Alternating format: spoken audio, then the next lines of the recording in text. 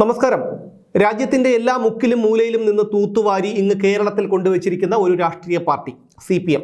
Communism നിലനിന്നിരുന്ന എല്ലായിടങ്ങളിലും നാശം വിതച്ചിരുന്ന ഒരു പ്രസ്ഥാനം കൂടിയാണിത്. പഴയ സോവിയറ്റ് യൂണിയനും വെസ്റ്റ് ജർമ്മനിയും റൊമാനിയയും ഫിൻലാൻഡുമൊക്കെ ഉദാഹരണം. എന്തിന്?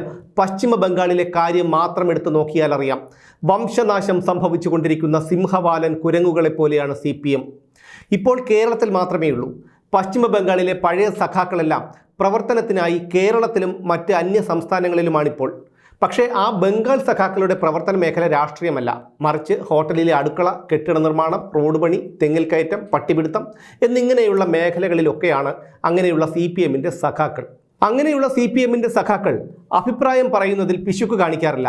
തങ്ങൾ അഭിപ്രായം പറഞ്ഞില്ലെങ്കിൽ ആകാശം ഇടിഞ്ഞു വീഴും എന്ന നിലപാടാണ് അവർക്കുള്ളത്. ഉഴുന്നുവടയിലെ തുളയുടെ വലിപ്പം തൊട്ട് ചന്ദ്രയാനും ബഹിരാകാശവും അമേരിക്കൻ ആഭ്യന്തര പ്രശ്നവും ഉൾപ്പെടെ സൂര്യന് കീഴിലുള്ള എന്ത് വിഷയത്തെക്കുറിച്ചും ഇവർ അഭിപ്രായം പറയും.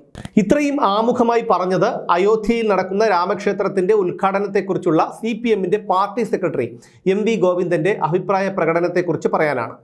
അയോധ്യ ക്ഷേത്രത്തിലെ വിഗ്രഹ പ്രതിഷ്ഠയിൽ പങ്കെടുക്കുമെന്ന കോൺഗ്രസിന്റെ സമീപനം രാഷ്ട്രീയ പാപ്പരത്തമാണെന്നാണ് സഖാവ് MV ഗോവിന്ദന്റെ നിലപാട്.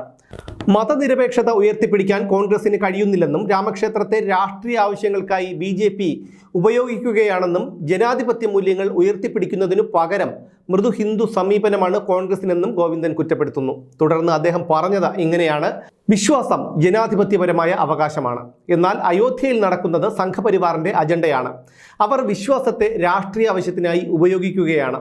വർഗീയ ധ്രുവീകരണം ലക്ഷ്യമിട്ടുള്ള നീക്കമാണ് BJPയുടേത്. ഈ ചടങ്ങിലേക്ക് ക്ഷണം കിട്ടിയ ഉടനെ CPM general secretary Sitaram Yechury നിരസിച്ചു. മതനിരപേക്ഷത പറയുന്ന കോൺഗ്രസിന് എന്തുകൊണ്ട് ഉറച്ചു നിൽക്കാൻ കഴിയുന്നില്ല? വിദേശ നയത്തിലെ ഇന്ത്യയുടെ പാരമ്പര്യത്തെയും കോൺഗ്രസ് പിന്തുടരണം. വ്യക്തമായ നിലപാടുണ്ടെങ്കിൽ മാത്രമേ മുന്നോട്ട് പോകാൻ കഴിയൂ. അടിസ്ഥാനപരമായ നിലപാടിൽ നിന്ന് പിന്നോട്ട് പോകുന്ന കോൺഗ്രസ് നയം ആപത്കരമാണ്. തീവ്രവാദികൾക്കും വർഗീയവാദികൾക്കും വിശ്വാസമില്ല. വിശ്വാസത്തിൻ്റെ പേര് പറഞ്ഞു നടക്കുന്നവർക്ക് വിശ്വാസമില്ല. അവർക്ക് രാഷ്ട്രീയ ലക്ഷ്യം മാത്രമാണുള്ളത്. കോൺഗ്രസിൻ്റെ അകത്തു തന്നെ പ്രശ്നമുണ്ട്. ഈ നിലപാടുമായി കോൺഗ്രസ് മുന്നോട്ട് പോയാൽ ഇന്ത്യ മുന്നണിക്ക് പ്രയാസമാകും. ഇങ്ങനെയാണ് ഗോവിന്ദൻ പറഞ്ഞു വയ്ക്കുന്നത്. ഇതിൽ നിന്ന് ഒരു കാര്യം വ്യക്തമാണ്: നല്ല ഉദ്ദേശത്തോടു കൂടിയല്ല ഗോവിന്ദൻ ഇത് പറയുന്നത്. കോൺഗ്രസിനെ കുറിച്ച് CPMോ CPMൻ്റെ സംസ്ഥാന സെക്രട്ടറിയോ വേവലാതിപ്പെടേണ്ട യാതൊരു കാര്യവുമില്ല. പിന്നെന്തിനാണ് ഗോവിന്ദൻ ഇത് പറയുന്നത് എന്ന് ചോദിച്ചാൽ, ജനങ്ങൾക്കിടയിൽ ഭിന്നതയുണ്ടാക്കുക, പണ്ടത്തെ കഥയിലെ കുറുക്കനെ പോലെ മുട്ടനാടുകളെ തമ്മിലടിപ്പിച്ച് ചോര കുടിക്കുക, അതാണ് ലക്ഷ്യം. മാത്രമല്ല, കേരളത്തിൽ കോൺഗ്രസ് പൂർണ്ണമായും തകരുന്നത് CPMന് ചിന്തിക്കാൻ കഴിയുന്നതിലും അപ്പുറമാണ്. കാരണം ദുർബലരായ എതിരാളികളോട് മാത്രമേ CPMന് എതിരിട്ട് നിൽക്കാൻ കഴിയൂ. CPMനെ സംബന്ധിച്ചിടത്തോളം UDF ദുർബലരായ ഒരു പ്രതിപക്ഷമാണ്. ഏതെങ്കിലും കാരണവശാൽ ഒരു NDA സഖ്യം കേരളത്തിൽ അടുത്ത കാലത്തെങ്ങാനും രൂപപ്പെട്ടാൽ പിടിച്ചു നിൽക്കാൻ LDFന് കഴിയില്ല. കാരണം അത്രമേൽ സഹികെടുത്തി പൊറുതിമുട്ടിച്ചിരിക്കുകയാണ് ഇക്കഴിഞ്ഞ 7.5 കൊല്ലങ്ങൾ കൊണ്ട് പിണറായി വിജയൻ കേരളത്തിലെ ജനങ്ങളെ. NDA സഖ്യമെങ്ങാനും രൂപപ്പെട്ടാൽ ഗോവിന്ദനും ബാലനും ശിവൻകുട്ടിയും വാസവനും ബാലഗോപാലനും അടക്കമുള്ള സഖാക്കൾ രക്ഷാപ്രവർത്തനം നേരിടേണ്ടി വരും. അങ്ങനെ രക്ഷാപ്രവർത്തനം നടത്തുന്നത് യൂത്ത് കോൺഗ്രസ്സുകാരും യുവമോർച്ചക്കാരും മാത്രമായിരിക്കില്ല. കേരളത്തിലെ ജനങ്ങളിൽ അന്തം കമ്മികൾ ഉൾപ്പെടെയുള്ളവർ രക്ഷാപ്രവർത്തനത്തിൽ ഏർപ്പെടും, തങ്ങളെ ഈ അവസ്ഥയിൽ എത്തിച്ചതിന്.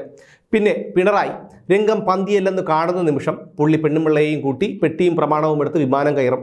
അതുറപ്പാണ്. കാരണം അധികാരത്തിൻ്റെ ലഹരി മൂത്ത് മത്തു പിടിച്ച അവസ്ഥയിലാണ് പിണറായി വിജയൻ. അധികാരമില്ലാത്ത പിണറായി വിജയൻ കരയിൽ പിടിച്ചിട്ട മീനിനെ പോലെയായിരിക്കും.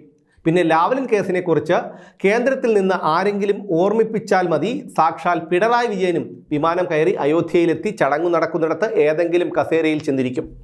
പിന്നെ ഒരു ശുഭകാര്യം നടക്കുന്നിടമാണ് പിണറായിയെ ക്ഷണിക്കാതിരിക്കുന്നതാണ് ബുദ്ധിയെന്ന് ചടങ്ങിൻ്റെ ഭാരവാഹികൾക്കറിയാം, നന്നായി അറിയാം. അതുകൊണ്ട് രാജ്യത്ത് നടക്കാൻ പോകുന്ന ഒരു വലിയ ചടങ്ങ് അതിൽ ക്ഷണിക്കപ്പെടുക എന്ന് പറയുന്നത് വലിയൊരു ഭാഗ്യം മാത്രമല്ല, ആദരവും കൂടിയാണ്. ഇത് തിരിച്ചറിയാൻ CPMൻ്റെ സംസ്ഥാന സെക്രട്ടറിക്ക് കഴിയാത്തത് കൊണ്ടല്ല, ഇങ്ങനെ കുത്തിത്തിരിപ്പുണ്ടാക്കി രാഷ്ട്രീയ ലാഭം ഉണ്ടാക്കാൻ ശീലിച്ചു പോയി, അത്രയേ ഉള്ളൂ.